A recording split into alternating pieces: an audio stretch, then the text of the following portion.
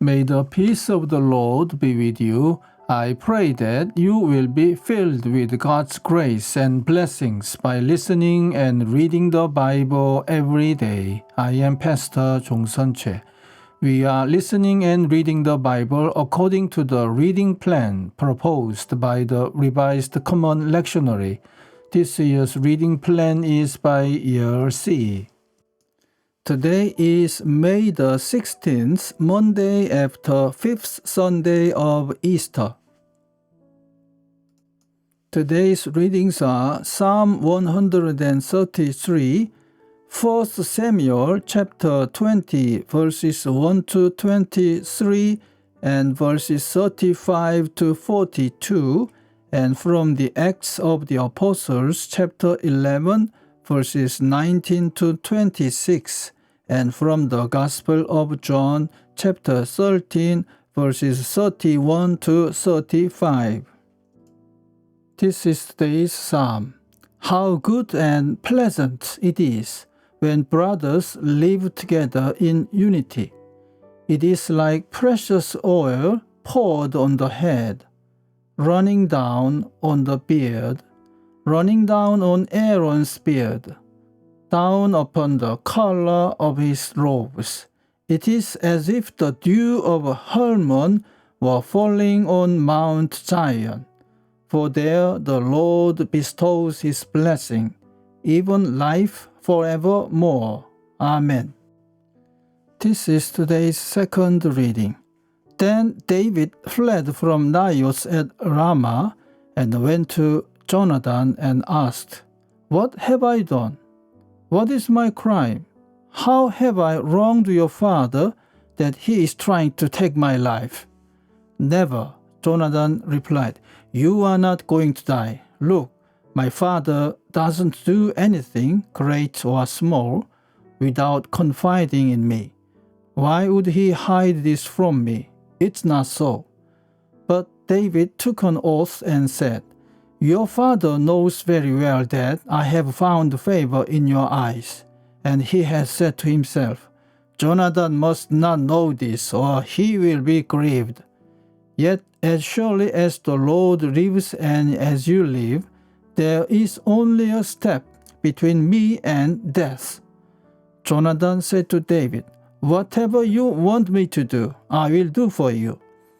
So David said, "Look, tomorrow is the new moon festival, and I am supposed to dine with the king, but let me go and hide in the field until the evening of the day after tomorrow. If your father misses me at all, tell him, 'David earnestly asked my permission to hurry to Bethlehem, his hometown, because an annual sacrifice is being made there for his whole clan.' If he says, 'Very well, then your servant is safe.' But if he loses temper, you can be sure that he is determined to harm me. As for you, show kindness to your servant, for you have brought him into a covenant with you before the Lord. If I am guilty, then kill me yourself. Why hand me over to your father?" "Never," Jonathan said. "If I had the least inkling that my father was determined to harm you, wouldn't I tell you?" David asked. "Who will tell me if your father answers you harshly?" "Come," Jonathan said, "let's go out into the field." So they went there together.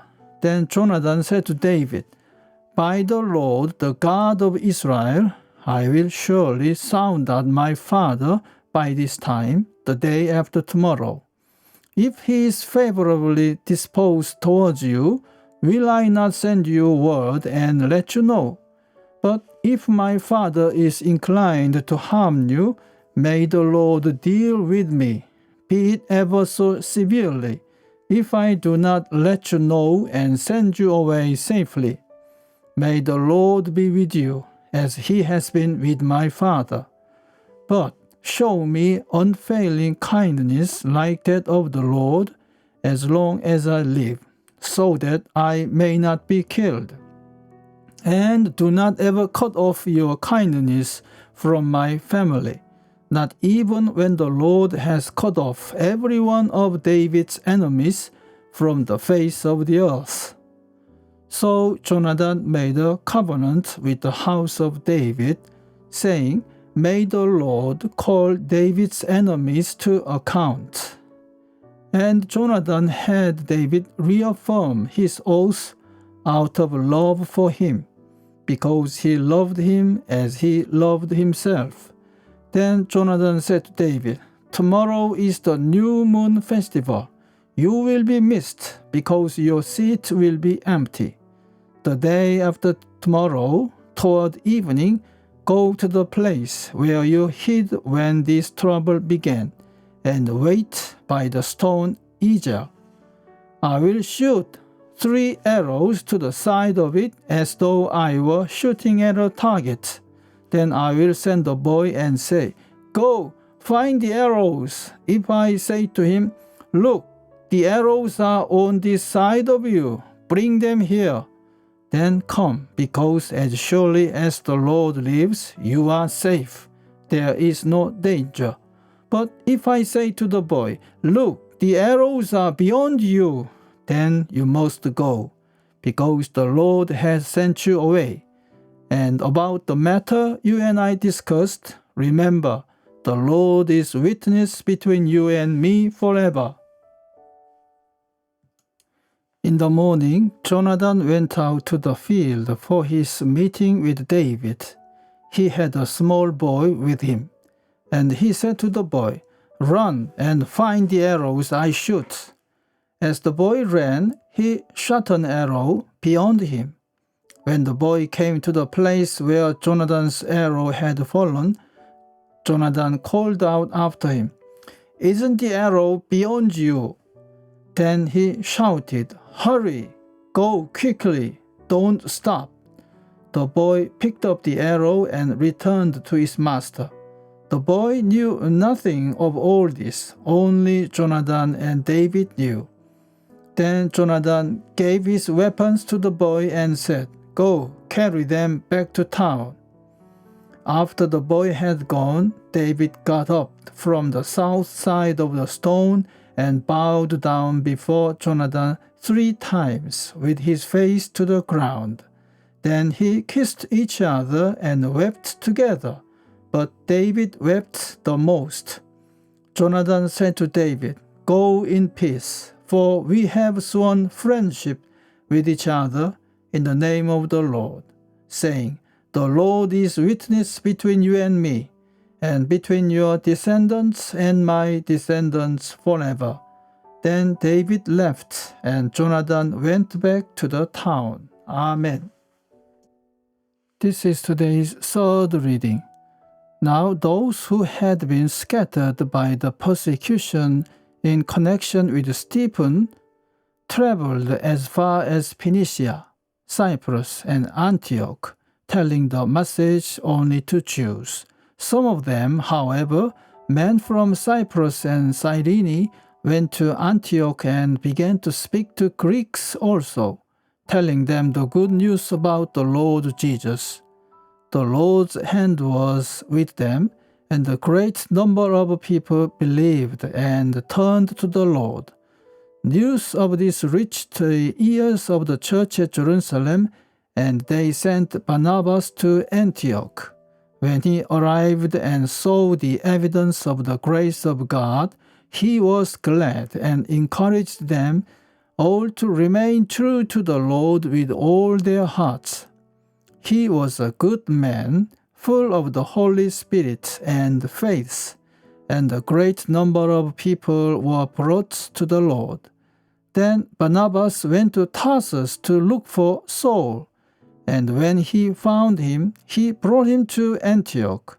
So for a whole year, Barnabas and Saul met with the church and taught great numbers of people. The disciples were called Christians first at Antioch. Amen. This is today's Gospel reading. When he was gone, Jesus said, Now is the Son of Man glorified, and God is glorified in him. If God is glorified in him, God will glorify the Son in himself, and will glorify him at once. My children, I will be with you only a little longer. You will look for me, and just as I told the Jews, so I tell you now, where I am going, you cannot come. A new command I give you, love one another. As I have loved you, so you must love one another. By this all men will know that you are my disciples, if you love one another. Amen. This is the word of God for today. Thanks be to God. The Lord bless you and keep you. The Lord make his face shine upon you and be gracious to you. The Lord turn his face towards you and give you peace. Amen.